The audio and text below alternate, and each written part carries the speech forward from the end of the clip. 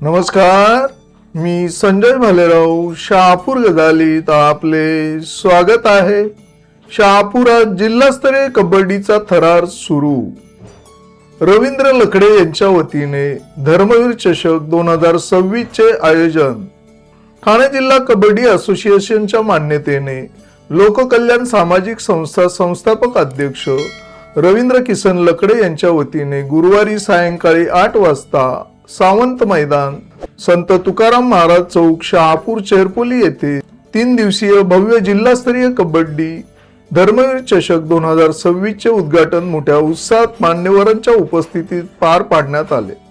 या कबड्डी स्पर्धा 2 एप्रिल ते 4 एप्रिल 2026 या कालावधीत सुरू राहणार असून अंतिम विजयी संघास प्रथम पारितोषिक म्हणून 25,555 रुपये व आकर्षक चषक, अंतिम उपविजेता संघास द्वितीय पारितोषिक 15,555 रुपये व आकर्षक चषक तसेच तृतीय पारितोषिक रोख रक्कम व आकर्षक चषक दिला जाणार आहे। तर उत्कृष्ट खेळाडू, उत्कृष्ट चढाई आणि उत्कृष्ट पकड या खेळाडूंना आकर्षक चषक दिला जाणार असून प्रेक्षकांसाठी मोफत लकी ड्रॉ द्वारे कूलर, मिक्सर व इस्त्री भेट दिली जाणार आहे। या कार्यक्रमाचे संयोजन चिंतामणीज फाउंडेशन खातिवली, आम्ही दहागावकर मित्रमंडळ दहागाव आणि स्वाभिमानी मित्रमंडळ शिलोत्तर यांनी केले आहे। या कार्यक्रमासाठी शंकर खाडे, किशोर कुडव, काशीनाथ तिवरे, डॉक्टर प्रकाश भांगरत, आकाश सावंत, अरुण कासार, प्रकाश वेखंडे, अनिल निचिते, सुरेंद्र तेलवणे, विजय देशमुख, चिंतामण जाधव आदी मान्यवर उपस्थित होते। या कार्यक्रमाचे सूत्रसंचालन मनोहर मडके यांनी केले। सन्माननीय व्यासपीठ आणि उपस्थित सर्व खेळाडू आणि क्रीडाप्रेमी मित्र, आजच्या या क्रिकेटच्या जगामध्ये सुद्धा आपल्या महाराष्ट्रातील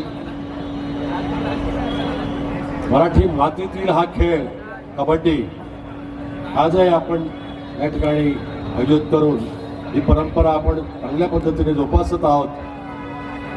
त्याबद्दल या आयोजकांना मनापासून धन्यवाद देतो।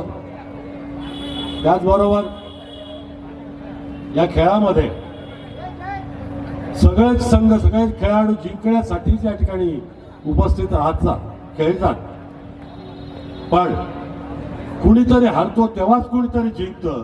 त्याच्यामुळे हार जीत या गोष्टीला जास्त महत्त्व न देता आपण याच्यातून एक परंपरा, एक उत्साह, एक स्नेह खेळाडूवरती जोपासणार आहोत याची जाणीव ठेवून आपण चांगल्या पद्धतीने या ठिकाणी आपला खेळ दाखवावा आणि परंपरा जोपासावी यासाठी आपण सर्वांना मी मनपूर्वक शुभेच्छा देतो आणि तेच थांबतो। जय हिंद, जय महाराष्ट्र। ताज्या घडामोडींसाठी पाहत राहा शहापूर गजाली। धन्यवाद।